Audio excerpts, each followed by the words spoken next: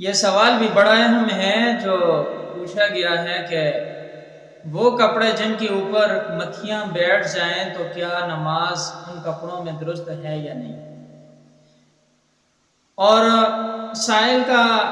جو سوال ہے، یہ سوال کرنے کا مقصد یہ ہے کہ یہ وہ مکھیاں جو گندگی وغیرہ پر بیٹھتی ہیں، تو وہ مکھیاں اگر پاک کپڑوں کے اوپر بیٹھ جائیں تو اب ان کپڑوں میں کیا نماز درست ہو جائے گی یا نہیں۔ ویسے تو جو خوشبو پر بیٹھنے والی، پھولوں پر بیٹھنے والی مکھیاں ہوتی ہیں، وہ تو ظاہر سی بات ہے وہ پاک ہیں، ان کے پاؤں، ان کے جو پر ہیں وہ سب پاک ہیں، تو اس میں تو کوئی حرج والی بات نہیں ہے۔ البتہ جو ابھی یہاں سائل نے سوال کیا کہ مکھیوں کے حوالے سے کہ پاک کپڑوں پر مکھیاں بیٹھ جائیں، اس سے مراد وہ مکھیاں ہیں جو گندگی پر بیٹھتی ہیں۔ تو گندگی پر بیٹھنے والی مکھیاں اگر پاک کپڑوں پر بیٹھ جائیں تو کیا پاک کپڑے ناپاک ہو جاتے ہیں اور انہی کپڑوں کے اندر نماز پڑھنی جائز ہے یا نہیں؟ بڑا اہم سوال ہے،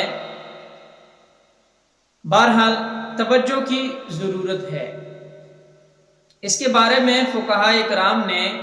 اس بات کی صراحت کی ہے کہ مکھیوں سے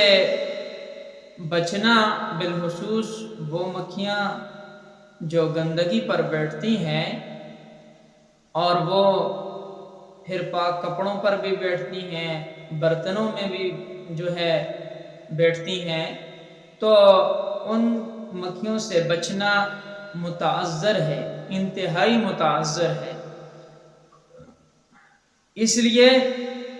فقہاء کرام نے اس بارے میں ترتیب یوں بتائی کہ اگر بیت الخلاء میں جانا ہو تو مستحب یہ ہے کہ جو گندے کپڑے ہیں یعنی ناپاک کپڑے ہیں وہ پہن کر جایا جائے بیت الخلاء میں، پھر آ کر تبدیل کیے جائیں، یعنی واپس دوسرے پاک کپڑے پہنے جائیں۔ یہ ہے مستحب طریقہ۔ لیکن اگر کوئی شخص کپڑے تبدیل کر کے بیت الخلاء میں نہیں جاتا تب بھی ٹھیک ہے، اور اس کے کپڑوں کے اوپر اگر کوئی مکھی وغیرہ بیٹھ جاتی ہے تو کپڑے ناپاک نہیں ہوتے، کیونکہ یہ ایسی چیزیں ہیں اور ایسی جو ہے مکھیاں ہیں جن سے بچنا انتہائی متعذر اور مشکل ہے۔ تو اس وجہ سے فرمایا کہ ان کے جو ہے پاک کپڑوں کے اوپر بیٹھنے کی وجہ سے پاک کپڑے ناپاک نہیں ہوں گے،